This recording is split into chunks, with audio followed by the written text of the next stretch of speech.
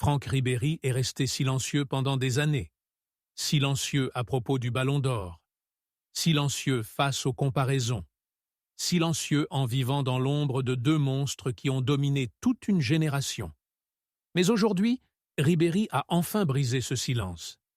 Et ce qu'il dit est dérangeant, car selon lui, Cristiano Ronaldo ne vous détruit pas, de la même manière que Lionel Messi. L'un vous épuise pendant 90 minutes. L'autre met fin au match en une seule seconde.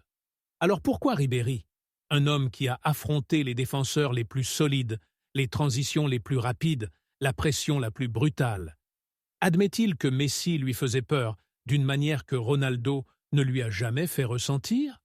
De quelle peur s'agit-il exactement? Et que révèle-t-elle sur le football à son plus haut niveau? Restez jusqu'à la fin, car cette confession change à jamais la façon dont vous percevez la grandeur. Avant de commencer, n'oubliez pas de liker la vidéo, de vous abonner à la chaîne et d'activer les notifications. Car ce que vous allez entendre n'est pas un débat Messi contre Ronaldo, comme les autres. Pour comprendre pourquoi les mots de Franck Ribéry comptent autant, il faut d'abord comprendre qui était réellement Franck Ribéry. Pas seulement un ailier, pas seulement un dribbleur, mais un homme qui a vécu à l'intérieur de la version la plus brutale du football moderne. Au Bayern Munich, Ribéry a affronté les blocs les plus organisés d'Europe. Il a fait face à des défenseurs d'élite chaque semaine. Il a survécu à des systèmes tactiques conçus pour étouffer la créativité. Et surtout, il a traversé une époque dominée par deux noms, Lionel Messi et Cristiano Ronaldo. Pendant que Ronaldo enchaînait des saisons à 50, voire 60 buts, redéfinissant ce que signifiait l'excellence physique, Messi faisait quelque chose de plus difficile à mesurer. Il ne se contentait pas de marquer. Il décidait des matchs. Aujourd'hui encore, à 38 ans, Messi domine les classements avec 71 participations directes au but sur une seule saison. Pas parce qu'il court plus, pas parce qu'il frappe plus fort, mais parce qu'il voit le jeu avant tout le monde. Ribéry a observé cette évolution de l'intérieur, depuis le terrain, depuis ces instants où une seule décision changeait tout. Et c'est pour cela que sa confession résonne différemment. Parce qu'il ne parle pas de trophées, il ne parle pas de chiffres, il parle de peur. Mais quelle est cette peur qui pousse un footballeur de classe mondiale à admettre qu'il était déjà battu avant même que le duel ne commence? C'est là que l'histoire commence, vraiment. Franck Ribéry n'a pas parlé lorsque le débat était à son apogée. Il n'a pas parlé quand les réseaux sociaux criaient. Il n'a pas parlé quand son nom était entraîné dans des polémiques sans fin autour du Ballon d'Or. Il a attendu. Et ce timing est important. Car lorsque Ribéry a finalement brisé le silence, il ne défendait plus une carrière. Il ne courait plus après des votes. Il ne se battait plus pour la reconnaissance. Il disait simplement la vérité, sans filtre. Dans des interviews après sa retraite, Ribéry a admis quelque chose qui sonne presque inconfortable pour un joueur de son statut. Affronter Cristiano Ronaldo était épuisant. Affronter Lionel Messi était déstabilisant. Et il y a une différence entre ces deux mots. Face à Ronaldo, explique Ribéry, on se prépare à la guerre. On sait ce qui arrive. On connaît les appels, la puissance, le jeu aérien, la répétition. Le danger est constant, mais il est visible. On souffre, mais on comprend pourquoi. Messi, lui, était différent. Ribéry décrit des moments où rien ne semblait se passer. Pas de sprint, pas de geste, pas d'avertissement. Et puis, soudainement, le match était terminé. Pas parce que Messi vous submergeait physiquement, mais parce qu'il choisissait la seconde exacte où votre structure s'effondrait. C'est pour cela que Ribéry ne parlait pas de but. Il parlait de timing, de décisions prises plus vite que la capacité de réaction des défenseurs. Il n'était pas battu dans un duel. Il était battu dans sa tête. Et cette prise de conscience, venant d'un joueur qui a bâti sa carrière sur la créativité et le chaos, rend cette confession si puissante. Car lorsque Ribéry parle de peur, il ne parle pas de douleur, il parle d'impuissance. Lorsque Franck Ribéry dit que Cristiano Ronaldo vous épuise, mais que Lionel Messi vous termine en 1 seconde, il ne fait pas de poésie. Il est précis. Ronaldo représente l'accumulation, une pression qui s'installe, des appels qui se répètent, un combat physique qui dure 90 minutes. On peut souffrir face à Ronaldo, mais tant que la structure tient, on croit encore être en vie.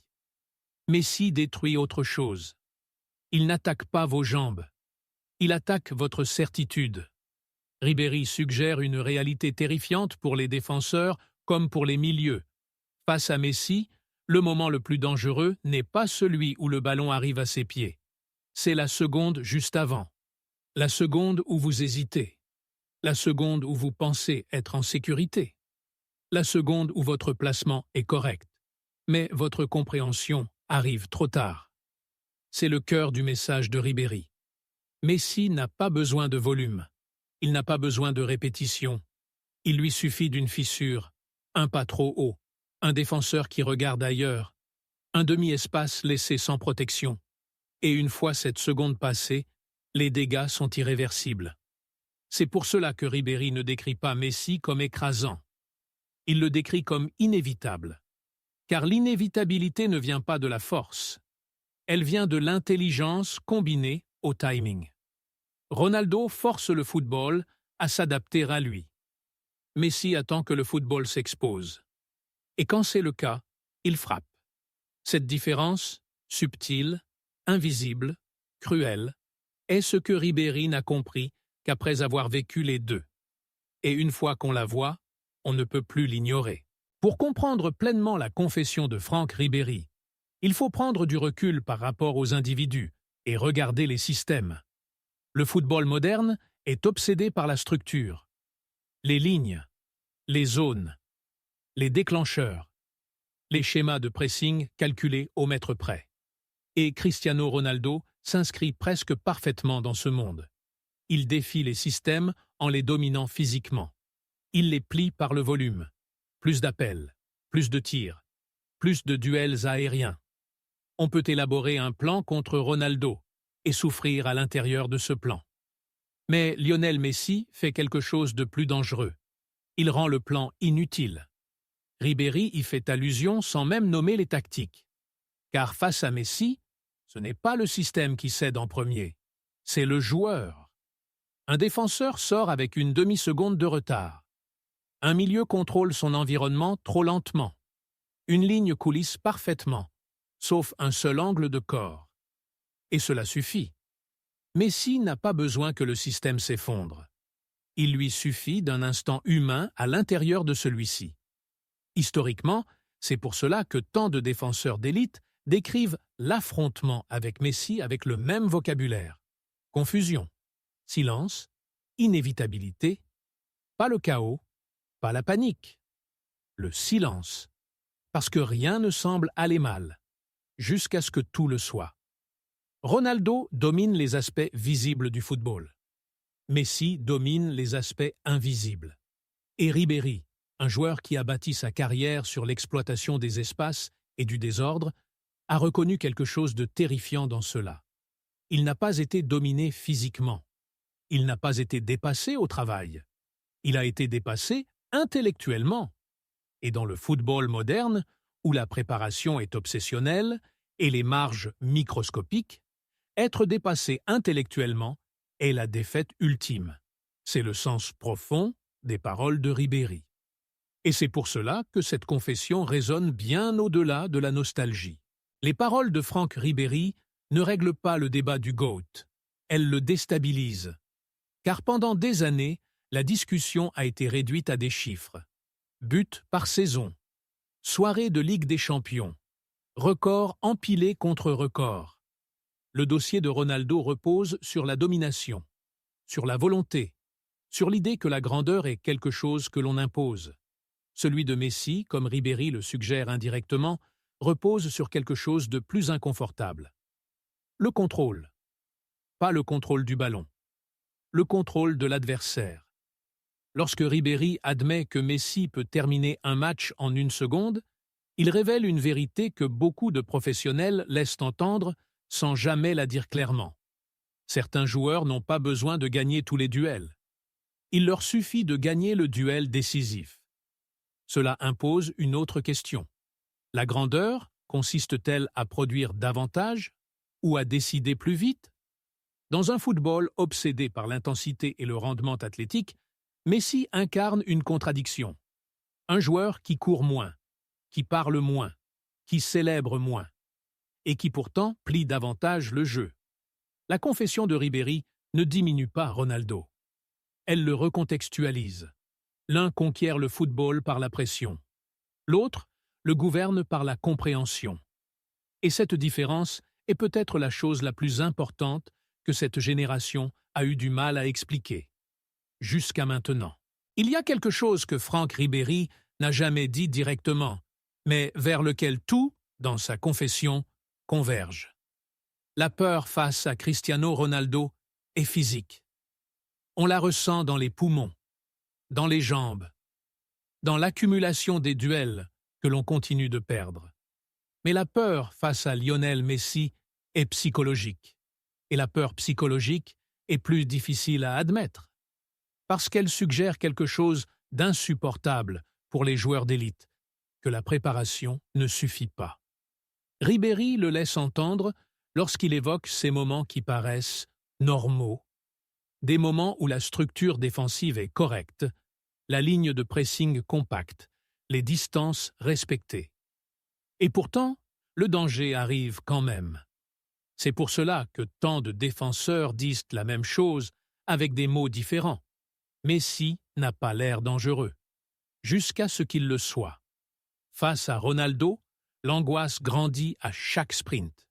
Face à Messi, l'angoisse naît du silence. Rien ne se passe. Rien ne se passe.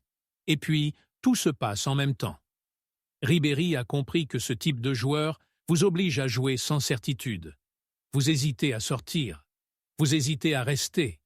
Vous hésitez à vous engager.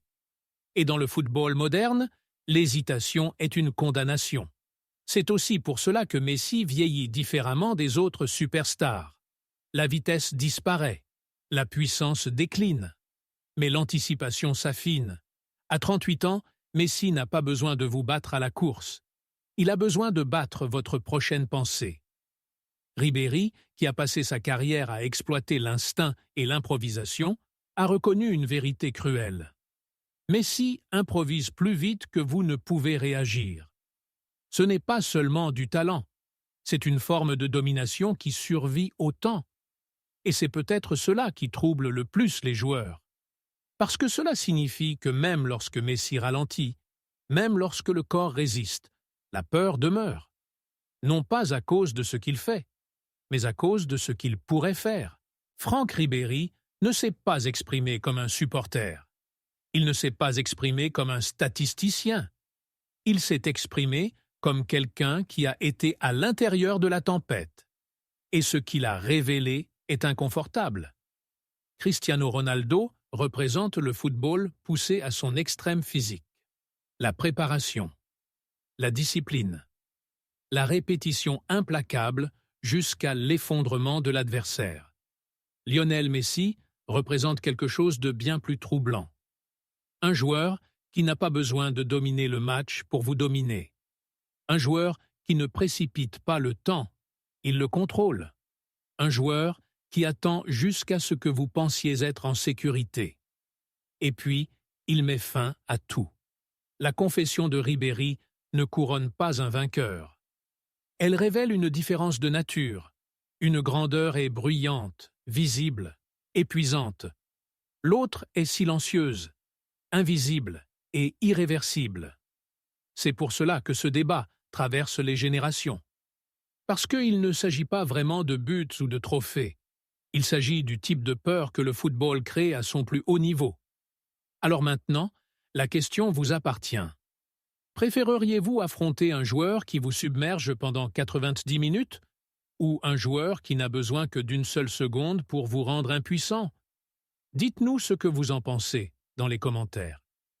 Likez la vidéo, Abonnez-vous à la chaîne et restez avec nous, car les histoires les plus dangereuses du football sont toujours celles racontées après le silence.